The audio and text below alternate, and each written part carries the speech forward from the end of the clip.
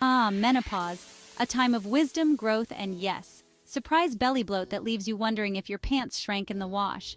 We've all been there, ladies, reaching for that trusty pair of jeans only to find they fit a little snugger than usual. And it's not just the number on the scale, it's this new achy kind of fullness that seems to have taken up residence right in our midsection. But here's the good news. You're not alone, and more importantly, you can do something about it. Let's dive into the causes, remedies, and everything you need to know to go from bloated to fabulous. Let's talk about estrogen, shall we? Estrogen is like the lead actor of your hormones, powerful, commanding, and in charge. It plays a major role in regulating your reproductive system, metabolism, and even fat distribution, keeping everything running smoothly. But during menopause, estrogen decides to take early retirement. And when it packs its bags, a few things happen. First, there's the belly fat relocation program.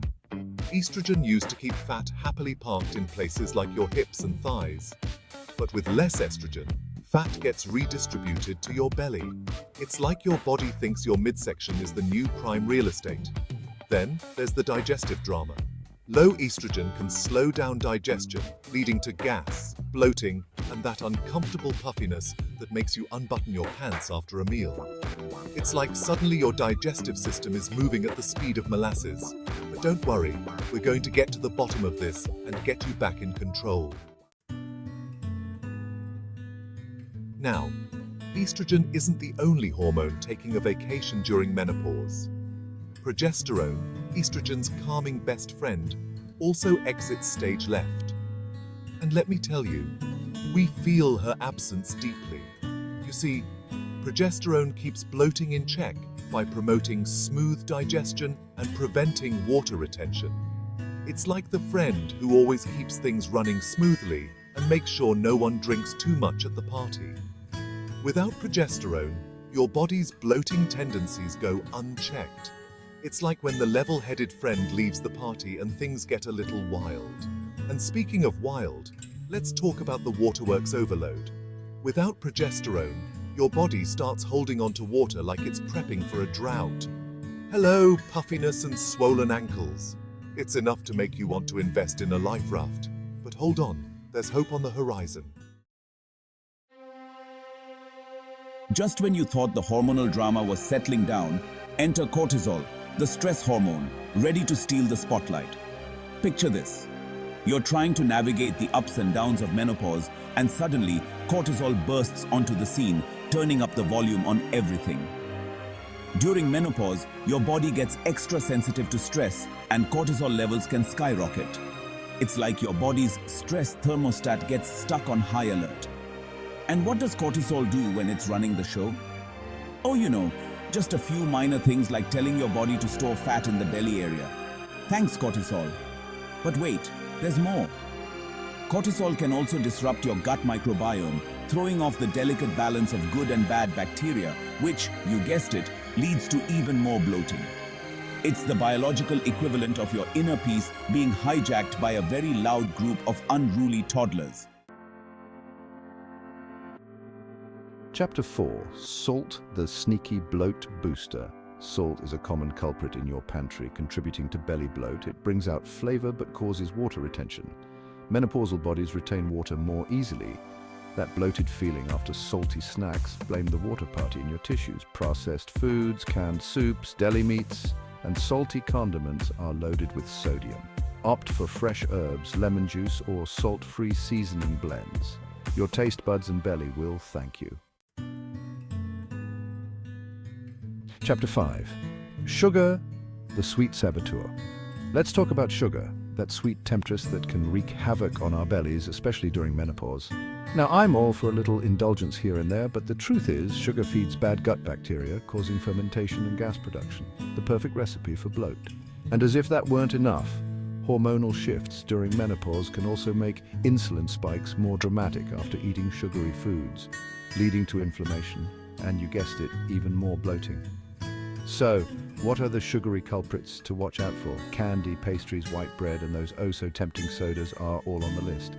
But here's the good news. Satisfying your sweet tooth doesn't have to mean sacrificing a flat belly. Choose whole grain options, reach for fruit when you're craving something sweet, and explore natural sweeteners like stevia. Chapter 6. Cruciferous veggies, the gas-producing goodies. Now, I know what you're thinking. Oprah, you're telling me to avoid salt and sugar, and now you're coming after my vegetables? Don't worry, I'm not saying you have to give up your greens, but there's a little thing about some vegetables, particularly cruciferous vegetables, that we need to discuss. These veggies are nutritional powerhouses packed with vitamins, minerals and fiber, but they're also rich in raffinose, a complex sugar that ferments in the gut, producing gas. And while they're incredibly healthy, cruciferous vegetables can be a bit challenging for a slower menopausal digestion to break down.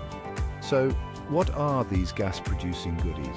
We're talking broccoli, cauliflower, Brussels sprouts and cabbage, all the good stuff. But here's the thing, you don't have to give them up entirely.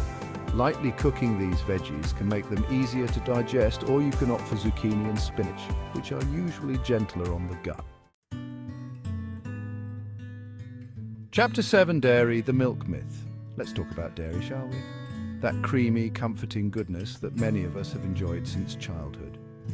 But here's the thing about dairy lactose intolerance. The inability to digest lactose, which is the sugar found in milk, increases with age, and menopause can magnify this sensitivity.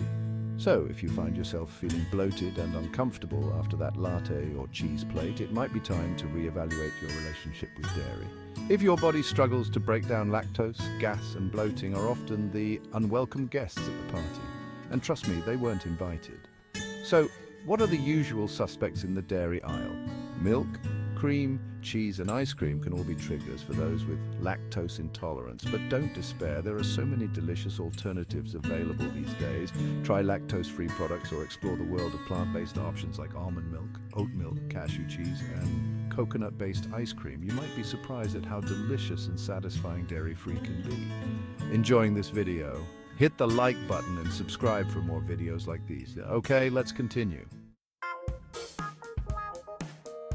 Chapter 8, Fried and Fatty Foods, the Digestion Disruptors. Let's have a heart-to-heart about fried and fatty foods. Those crispy, golden brown delights can be oh so tempting, but they're like lead weights for your digestive system. They slow down your gut, causing that heavy, bloated feeling. It's like running a marathon with a backpack full of bricks. You don't have to give up flavor to feel your best. Choose baked or air-fried alternatives to satisfy your cravings. Chapter 9. Carbonated drinks, the fizz factor. Let's talk about carbonated drinks, those bubbly beverages that seem so refreshing but can leave you feeling like a human balloon animal. Here's the simple truth. Bubbles equal trapped gas. It's basic physics, my friends. Those fizzy drinks may seem like a good idea at the time, but they inflate your belly like a balloon. It's like you're drinking tiny bubbles that are determined to take up permanent residence in your digestive system. So what are the main culprits in the carbonated drink category? Soda, sparkling water, and even beer can all contribute to that bloated feeling. But here's the good news. You can still enjoy flavorful drinks without the fizz. Infuse still water with fruits or herbs for a refreshing and hydrating beverage that won't leave you feeling like you're about to float away. Chapter 10, Legumes and Beans, the Gassy Wonders. Let's talk about legumes and beans, shall we? Those nutritional powerhouses that are packed with protein, fiber, and essential nutrients. But here's the thing about these plant-based wonders. They can be a bit, well, gassy. High in fiber and raffinose, that complex sugar we talked about earlier.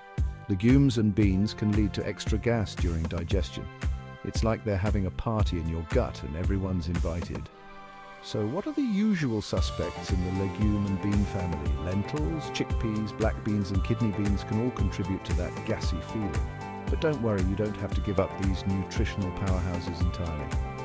Soaking beans overnight before cooking can help to break down some of those gas-producing compounds. And if you're looking for a legume that's a bit easier on the digestion, lentils are usually a good bet. Outrow, embrace your power. Bloat doesn't stand a chance.